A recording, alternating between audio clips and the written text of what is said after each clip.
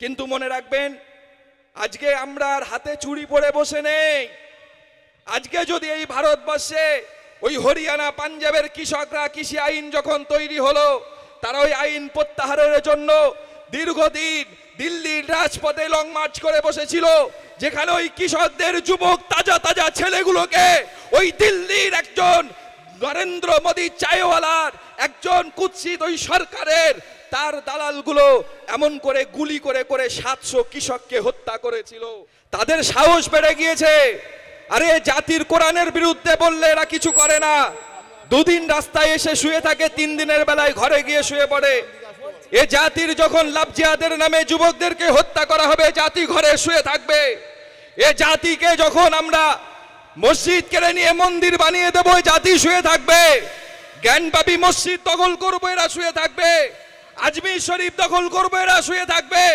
কিন্তু না, আমি মনে করি এই ভারতবর্ষের মুসলমান, এই ভারতবর্ষের সংখ্যালঘু যুবরা, বিশেষ করে আজ পশ্চিম বাংলার বুকে যেখানে মোজাদ্দেদে জামান পীর আবু বকর সিদ্দিক, যেখানে বসিরহাটের আল্লামা রুহুল আমিন, যারা স্বাধীনতা সংগ্রামী ছিল, তারা আমাদেরকে বলেছে ভারত আমাদের, আমরা লড়াই করেছে আমাদের আকাবিররা, তারা লড়াই করে আমাদের এই ভারতের স্বাধীনতার স্বাদ দিয়েছে। আমরা তার উত্তরসূরি হিসাবে আজকে যারা এসেছেন, মনে রাখবেন, আমার আপনার এই গরমে কষ্ট কি হচ্ছে? আমাদের এই কষ্ট হচ্ছে। আজকে এরকম লড়াই, এত সূর্যের আলোর লড়াই, যদি আল্লাহর ঘর ওই মসজিদ করার চেষ্টা করছে, কোথাও কব সম্পত্তির ঘরগুলো নিয়ে নেওয়ার চেষ্টা করছে, আমার আপনার কবর দেওয়ার জায়গা, এই সরকারের উদ্দেশ্য হলো ওয়ান নেশন ওয়ান মিশন। এরা চাইছে এক দেশ এক আইন। আরে মুসলমান মরলে আগে অকব সম্পত্তির কবরস্থানগুলো কেড়ে নিয়ে খেলার মাঠ করো, তারপরে বলবো এদেরকে পোড়াতে হবে কবরে। অকব সম্পত্তি এই নরেন্দ্র মোদী সরকার, তারা বিগত দিনে আপনারা জানেন এই ভারতবর্ষে লাভ জিহাদের নামে কত মানুষকে হত্যা করেছে। এই নরেন্দ্র মোদী সরকার বিগত দিনে তারা আমাদের মনের জায়গা বাবরি মসজিদকে কেড়ে নিয়ে রাম মন্দির করে দিয়েছে। এই নরেন্দ্র মোদী সরকার 3 তালাক বিল পাস করে কোরআনের আইনের বিরুদ্ধে।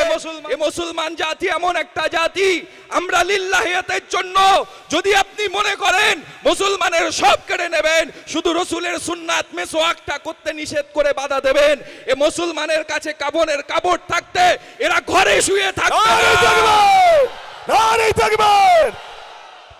বন্ধুগণ, তাই আমি মনে করি যদি দিল্লি হরিয়ানা এমন করে পাঞ্জাবের কৃষকরা 700 কৃষক জীবন দিয়ে তারা যদি কৃষক আইনকে প্রত্যাহার করতে পারে, আরে মুসলমান জাতি লিল্লাহিদের জন্য, আল্লাহর জন্য নিজের শরীরে রক্ত থাকতে এরা কাফন বেঁধে ওই দিল্লির লং মার্চে গিয়ে বন্ধুগণ, এ মুসলমান জাতি বসে নেই। আমাদের ঘরের যুবকদেরকে অনুরোধ করছি, তোমরা বাবা আর পাবজি তোমরা চায়ের দোকানে সময় দিও না।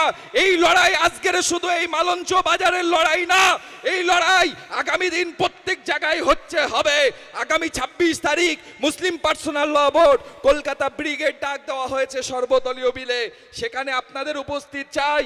যদি সেখান থেকে বার্তা দেওয়ার পরে এই সরকারের ঘুম না ভাঙে কেন্দ্র সরকারের, আমরা লাখ লাখ নয়, এই ভারতবর্ষের মুসলিমরা, এই যুবকেরা কাফনের কাপড় নিয়ে লং মার্চ করে দিল্লির ময়দানে বসে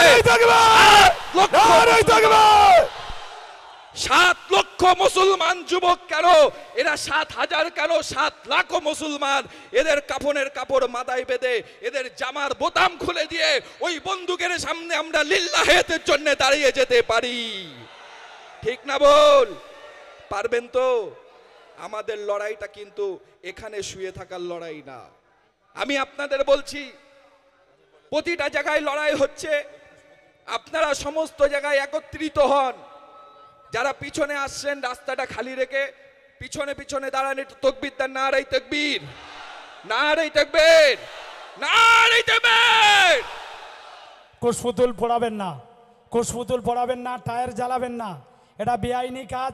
শুধু একটা কুশপুতুল পড়ে নরেন্দ্র মোদীর এই পড়ালি যে আমরা দেশ মানে বাতিল হয়ে যাবে এটা নয়, সেই সামনে সামনে লড়াই হবে। মুসলমান বীর পুরুষ সামনাসামনি লড়াই, কুশপুতুল পড়াবো না এবং টায়ার জ্বালাবো না, রাস্তা খালি করে দেই, সামনে চলে আসি। ভাইরা আমার, বন্ধুগণেরা, আমি শেষে এতটুকু বলতে চাই আপনাদের যে আপনারা যখন, আমরা ভারতবর্ষের মুসলিম, আমরা সংবিধান মানি, আমরা সম্প্রীতির কথা বলি, কিন্তু মনে রাখবেন যেই কেন্দ্র সরকারের যারা প্রতিনিধি আজকে পশ্চিম বাংলায়ও আছে, এমন এমন প্রতিনিধি তারা বলছে সংখ্যালঘু মুসলিমদের চ্যাংদোলা করে ফেলে দাও। আমি মনে করি এই সম্প্রীতি লাগবে না। যারা মানবিক দিক থেকে অন্য সম্প্রদায়ের মানুষ আমাদের সঙ্গে লড়ছে, আপনারা দেখছেন, আমরা এই ধরনের মানুষকে, যারা সম্প্রীতি বোঝে, তাদের সঙ্গে আমাদের সম্প্রীতি থাকবে। যারা মনে করবেন সংখ্যালঘু মুসলমানদের অত্যাচার করবেন, আমরা চুড়ি আর শাড়ি পরে বসে নেই। আমাদের লড়াই চলছে, চলবে। লড়াই লড়াই লড়াই চাই, লড়াই লড়াই লড়াই চাই। ধন্যবাদ। সকলেই আন্দোলনের সঙ্গে থাকুন। আর আগামী 15 তারিখ বসিরহাটের শহরের উপরে চাকা বন্ধ করা মহা মিছিল হবে। সেদিন বেলা সকাল 9টায় দরবার শরীফে মাওলানাবাগে জমায়েত, ওখান থেকে র্যালি বেরোবে 10টায়। সকলের আহ্বান থাকলো, আসবেন। ভালো থাকুন, সুস্থ থাকুন। আল্লাহ আমাদেরকে যেন এই আইন প্রত্যাহারের বিরুদ্ধে লড়াইকে কবুল করে, বলেন আমিন।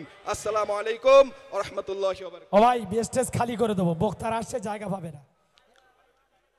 जब तक सांस है तब तक ईमान है, जब तक सांस है तब तक ईमान है, जब तक ईमान है तब तक हम जिंदा है। और ये जो मुसलमान है, और ये जो मुसलमान है, ये हिंदुस्तानी है, ये कभी भी बेईमानी नहीं करते। কি ঠিক না বল? আমরা বেঈমানি করি? অনেকে বলছেন, আজকে আপনারা এসেছেন, আমি আপনাদের এই মিনাখা ব্লক, এখানে ওয়াকফ বাঁচাও কমিটির উদ্যোগে এই জনসভায় আপনারা যারা এসছেন, আমি সর্বপ্রথম বলবো, প্রথম থেকেই বলা হচ্ছে প্রশাসন আমাদের সঙ্গে আছে, রাজ্য প্রশাসন সহযোগিতা করছে। আমাদের লড়াইটা কিন্তু এমন একজনের বিরুদ্ধে লড়াই, একটা ফ্যাসিবাদ সরকার। দিল্লিতে একজন চাইওয়ালা বসে বসে সে চিন্তা করছে, যখন কৃষি বিল আমরা পাশ করলাম, কৃষি বিলের কৃষকদের জমিটা নিয়ে মনে হয় আদানি আম্বানিকে দেব। দেখলো কৃষকরা এই আইন প্রত্যাহার করে নিল, তাহলে আদানির থেকে ইলেকশনের টাকা নিয়েছিলাম, তাদের কোন জমি দেব? এখন আর দুর্বল কারা? এই সংখ্যালঘু মুসলমানকে চেপে ধরে এদের অকপ সম্পদগুলো নিয়ে আদানি আম্বানির কাছে বিক্রি করো। ভালো করে শুনবেন বন্ধুগণ, আমি আপনাদের বলে যাই, 1947 সালে মৌলানা আবুল কালাম আজাদ, ভারত রত্ন, তিনি ওই দিল্লির জমা মসজিদের মেম্বারে দাঁড়িয়ে বলেছিল, হে মুসলমান लोगो, तुम लोग कहां जा रहे हो?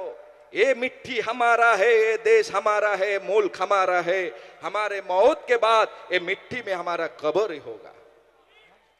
आज আমরা যে ওয়াকফ সম্পত্তি দখল করার জন্য কেন্দ্র সরকার উঠে পড়ে লেগেছে, আইন পাশ করেছে, এই ওয়াকফ সম্পত্তি আজকে গোটা ভারতবর্ষের মুসলমানদের কবরস্থান।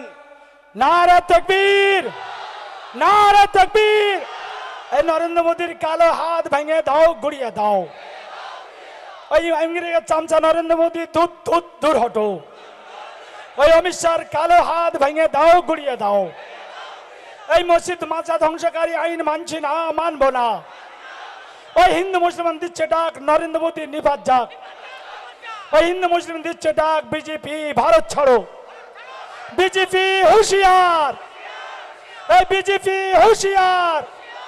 এই দেশের গাদ্দার নরেন্দ্র মোদী হুঁশিয়ার, ওই দেশের গাদ্দার নরেন্দ্র মোদী হুঁশিয়ার।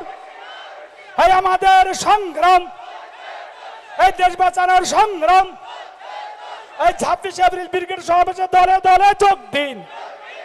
ভাই রাস্তা ছেড়ে বসবেন, রাস্তা জাম করবেন না, রাস্তা ছেড়ে বসবেন, টায়ার জ্বালাবেন না, কুশপুতুল পড়াবেন না, সামনে জায়গা আছে। আমাদের সাইফুদ্দিন স্বেচ্ছাসেবক এখানে চট আছে, চটগুলো পেছনে বিছিয়ে দাও। মনি ভাই স্বেচ্ছাসেবক পাঠিয়ে দেন, এখানে চট আছে, চটগুলো পিছনে বিছিয়ে দেখ। পুলিশ বন্ধুদেরকে বলবো ঠান্ডা মাথায় ট্যাকেল করার চেষ্টা করেন। আমরা সবাই, পুলিশ আমাদের বন্ধু, পুলিশের বিরুদ্ধে কোনো যুদ্ধ নয়, আন্দোলন নয়। রাস্তা ছেড়ে দিন, আমাদের জন্য কেউ রাস্তায় যেন কষ্ট না হয়, অ্যাম্বুলেন্সে বন্ধ না হয়। আর যাদের পানির প্রয়োজন আছে, এদারে পানির ব্যবস্থা করা হয়েছে। এই মিটিংয়ের শেষে একটা দোকানে পানি আছে, ওখান থেকে পানি প্রয়োজন হলে নিয়ে নেবেন। বন্ধুগণ, যে কথা বলছিলাম,